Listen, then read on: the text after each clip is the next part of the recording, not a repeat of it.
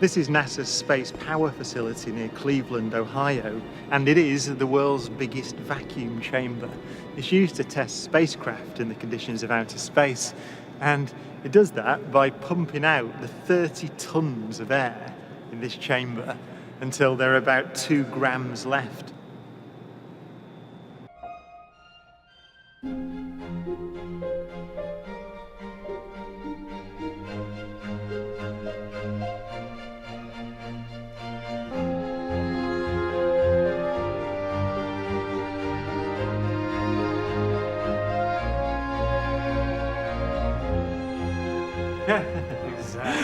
Exactly.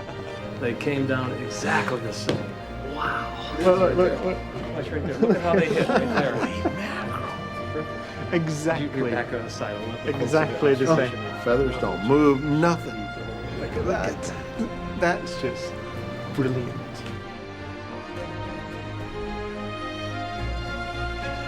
Isaac Newton would say that the ball and the feather fall because there's a force pulling them down.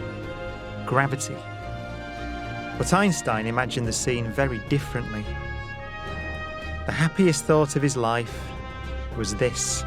The reason the bowling ball and the feather fall together is because they're not falling. They're standing still. There is no force acting on them at all. He reasoned that if you couldn't see the background, there'd be no way of knowing that the ball and the feathers were being accelerated towards the Earth. So he concluded they weren't. He reasoned that if you couldn't see the background, there'd be no way of knowing that the ball and the feathers were being accelerated towards the Earth. So he concluded they weren't.